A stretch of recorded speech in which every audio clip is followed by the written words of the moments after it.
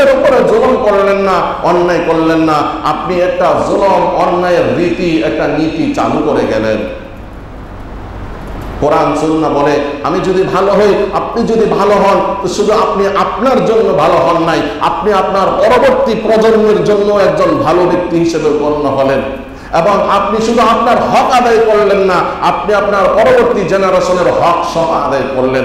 আর আপনি যদি অন্যায়কারী হন, অপরাধী হন, গুনাহ করেন, তো শুধু নিজের উপরে জুলুম করলেন না, আপনি আপনার সাথে নিসবত রাখে, আপনার সাথে রিলেটেড পরবর্তী যত প্রজন্ম আসবে সবার উপরে জুলুম করলেন, আপনি সবার হক নষ্ট করলেন।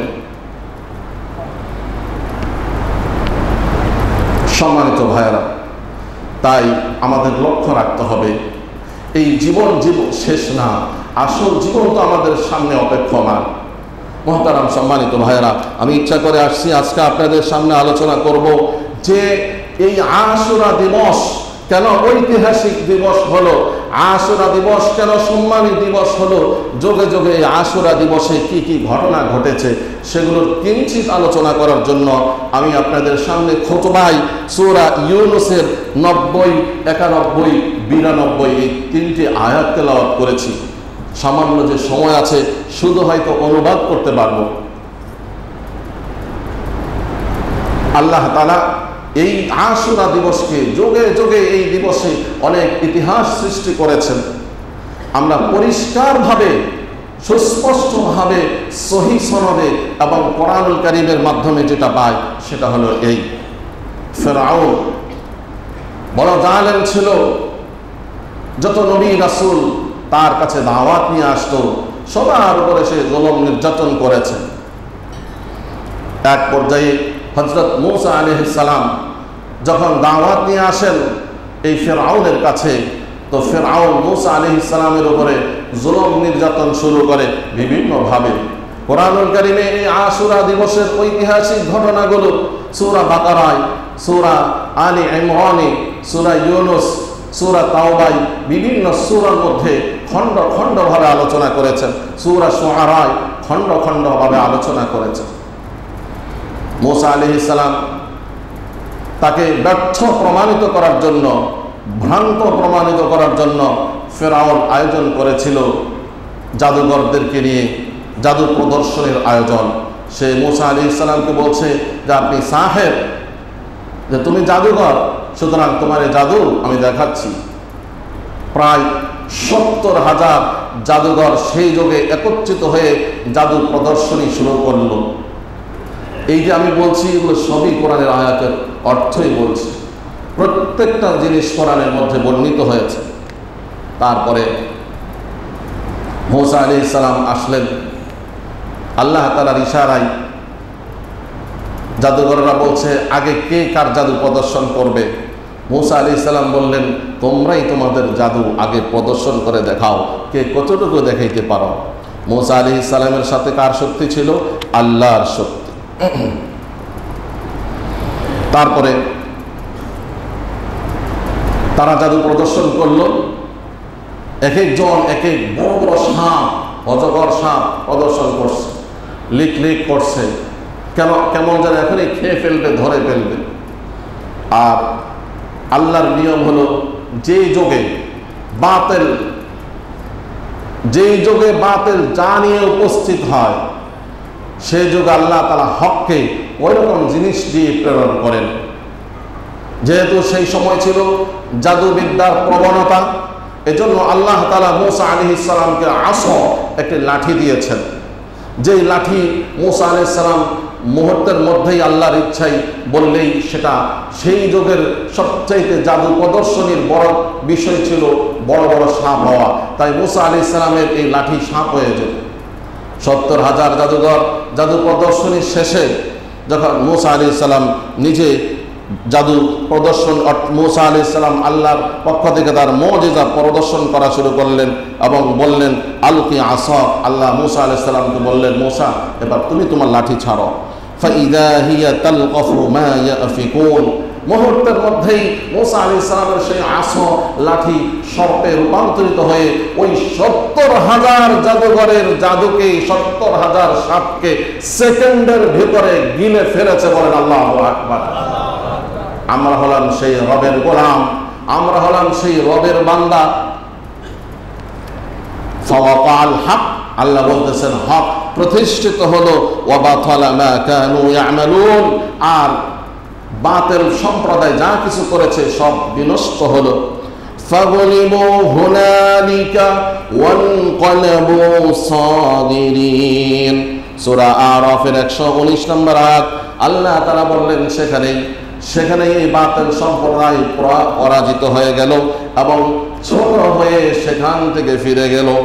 ওয়া উলকিয়াস সাহারাতু সাজিদিন, আর যত জাদুঘর ছিল, জাদুঘরদের একটা ধর্ম ছিল যে এক জাদুঘর আরেক জাদুঘরের জাদু নষ্ট করতে পারে না। তারা চিন্তা করলো মূসা তিনি যদি জাদুঘর হইতেন বাস্তবে, তা আমাদের জাদু তার নষ্ট করার কোনো সাধ্য ছিল না। নিশ্চয়ই তিনি জাদুঘর না, তিনি আল্লাহর নবী। এই কারণে 70,000 ওই জাদুঘর মুহূর্তের ভেতরে তাওবা করে কালিমা পাঠ করে মুসলিম হয়ে সাথে সাথে সিজদায় পড়ে গেছেন। সুবহানাল্লাহ।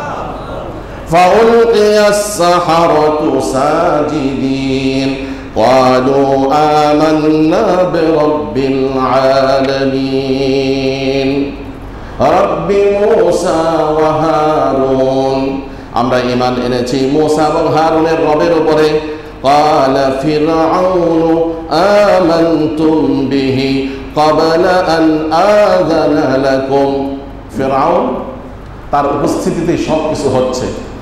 একদিকে তো শক্তি প্রদর্শন করতে চেয়েছিল, পারেনি, ব্যর্থ হয়েছে। আবার তার উপরে আরো বেশি ব্যর্থতা, যাদেরকে আনা হয়েছে তার সহযোগী হয়ে, ওই সহযোগীরাই মূসা আলাইহিস সালামের উপরে ঈমান নিয়ে তার সহযোগিতা শুরু করলেন। আল্লাহু আকবার।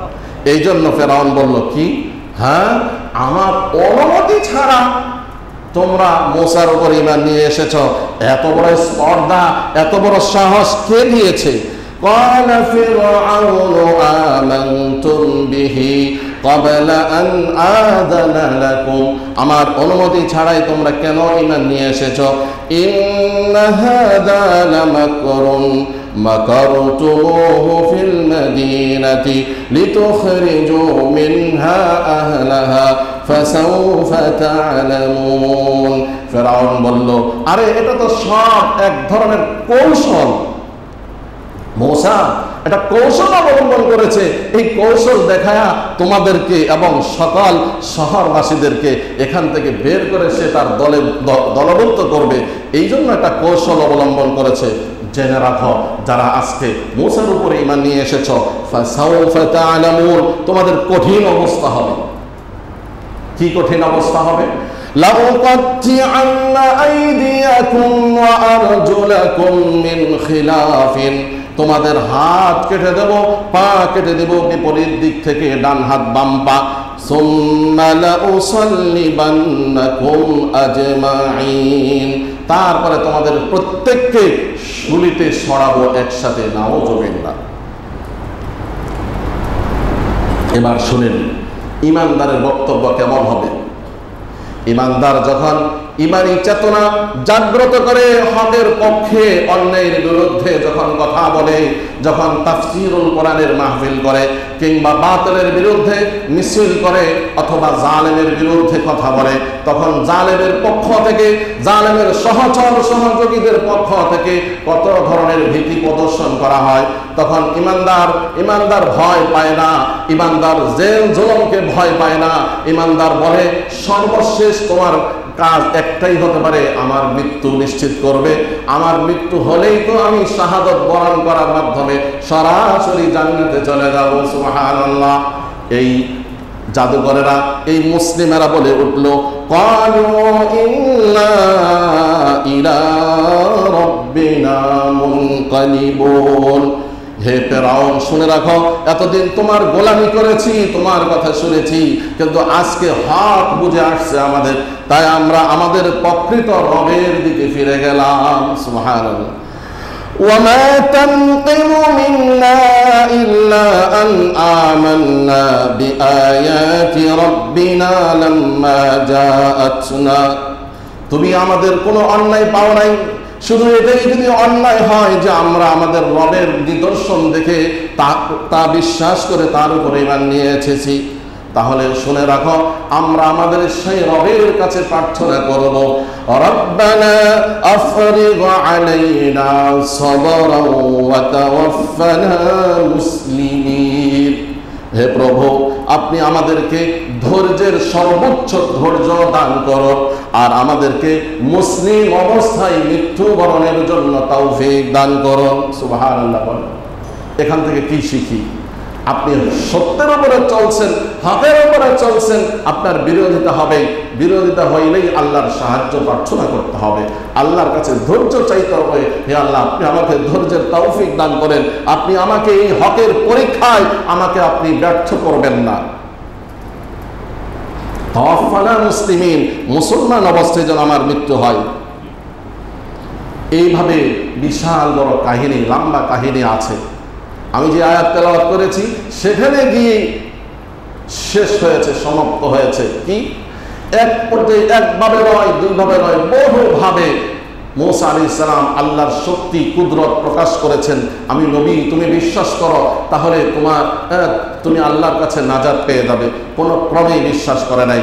পরিশেষে আল্লাহ তাআলার নির্দেশে মুসা আলাইহিস সালাম হিজরত করার উদ্দেশ্যে তার বনি ইসরাইলকে বললেন, চলো অমুক দিন সকালে ভোরে ভোরে আমরা চলে যাব, মিশর ত্যাগ করব। মিশর ত্যাগ করে আমরা যাব বর্তমান যে ফিলিস্তিন, এই ফিলিস্তিনের দিকে যাব। তারপরে সেই হিসেবে রওনা দিলেন। আর অপরদিকে ফেরাউনের জাতি তারা দেখলো যে বনি ইসরায়েলের ঘরগুলো খালি, মুসাকে খুঁজে পাওয়া যায় না, হারুনকে খুঁজে পাওয়া যায় না, কি ব্যাপার, কে কোথায় আছে। খোঁজখবর নিয়ে শিওর হয়ে গেল যে তারা আর নেই, তারা দেশান্তরিত হচ্ছে, চলে যাচ্ছে। এবার পেছন থেকে ধাওয়া করা শুরু করলো। আস্তে আস্তে একেবারে সামনে যে সাগর, লোহিত সাগর, বাহারে কুলজুম, এই পর্যন্ত চলে আসছে। দুপাশে পাহাড়, পেছনে সেই ফেরাউনের সৈনিকেরা, আর সামনে হলো সাগর। কি করবে? ঈমান তো সবার সমান না।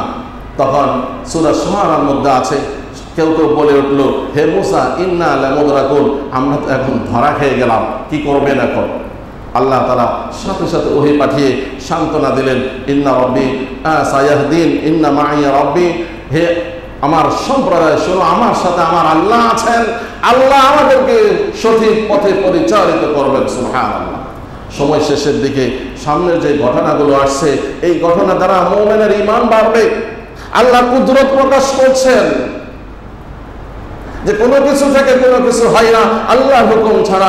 পানি কারো ক্ষতি করতে পারে না, ছুরি কাউকে জবাই দিতে পারে না, আগুন কাউকে পোড়াইতে পারে না। তার দৃষ্টান্ত সামনের আয়াতে আসছে। সম্মানিত ভাইয়েরা, আমি আলোচনা এখানে শেষ করছি, তবে অসমাপ্ত আলোচনা ইনশাআল্লাহ আগামী শুক্রবারে করব।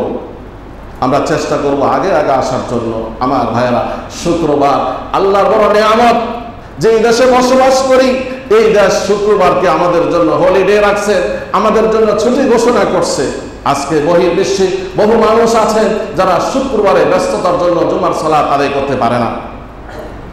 আর আমি আপনি যদি এই নিয়ামতের শুকরিয়া আদায় না করি, হয়তোবা এই নিয়ামত আল্লাহ ছিনিয়ে নেবেন। বলতে পারেন, হুজুর আমি তো কয়েকদিন পরে মারা যাবো, কিভাবে ছিনিয়ে নেবেন? না, আপনার প্রজন্ম হয়তোবা এই সুযোগ পাবে না। এই জন্য আপনি যত বেশি হক আদায় করবেন, আপনার পরবর্তী প্রজন্ম তত বেশি সুযোগ সুবিধা ভোগ করবে। সেটা কিভাবে? যে আজানের আগে আগে আমরা মসজিদে চলে আসার জন্য প্রতিযোগিতা করব, এবং শিডিউলটা এমনভাবে সাজাবো যেন আমি সামনের কাতারে স্থান লাভ করতে পারি। এমন না যে পরে এসে সামনে আসবো, সেটা না। পরে এসে সামনে আসলে ফজিলত নেই। ফজিলত হলো আগে আগে এসে সামনে বসবো, বরং পরে এসে সামনে আসলে এটার জন্য বড় গুনাহ, মস্ত বড় গুনাহ আছে। সম্মানিত ভাইরা, হ্যাঁ, অনেক সময় আমরা নিজেরাই বলি যে জায়গা খালি আছে, যারা পেছনে আছেন সামনের দিকে চলে আসেন। সেটা তো আমরা বলছি, অনুরোধ করছি, আপনি সেই হিসেবে আসছেন, সেটা ভিন্ন কথা। তো যাই হোক, মুহররম মাস আসছে, এই মাসে বেশি বেশি সিয়াম পালন করব। 2 নম্বর, আশুরা দিবসের সিয়াম পালন করব 9 তারিখ অথবা 10 তারিখ, 10 তারিখ অথবা 11 তারিখ। তবে উত্তম হলো 9 এবং 10, অর্থাৎ আগামীকাল শনিবার, পরের দিন রবিবার, এই 2 দিন। যারা রোগী, সমস্যা আছে, শুধু একদিন পালন করবেন, তাহলে করেন রবিবার। আর সুন্নত অনুযায়ী 2 দিন পালন করলেন, শনি রবি অথবা রবি সোম। এরপরে তাওবা ইস্তেগফার করব। এই দিবসে আল্লাহ তাআলা বনি ইসরাইলের তাওবা কবুল করে ওই জালেম ফেরাউন থেকে নিষ্কৃতি দিয়েছেন। তাই এই দিবসে বেশি বেশি তাওবা কবুল হয়, এই মুহররম মাসে বেশি বেশি তাওবা কবুল হয়। আমরা তাওবা ইস্তেগফার করব এবং সাদাকা করব, মিসকিনদেরকে খাবার দেব। আল্লাহ তাআলা আমাদের সকলকে গুনাহ বর্জন করে বেশি বেশি নেকির আমল করার তৌফিক দান করেন, আমিন। আর ইহুদিদের বিরোধিতা করব, নিজের লাইফ স্টাইলকে সুন্নাহ অনুযায়ী পরিচালনা করব। সবাইকে আল্লাহ তৌফিক দান করেন, আমিন। ওয়া আখিরু দাওয়ানা আলহামদুলিল্লাহি রাব্বিল আলামিন। যারা সুন্নাত আদায় করে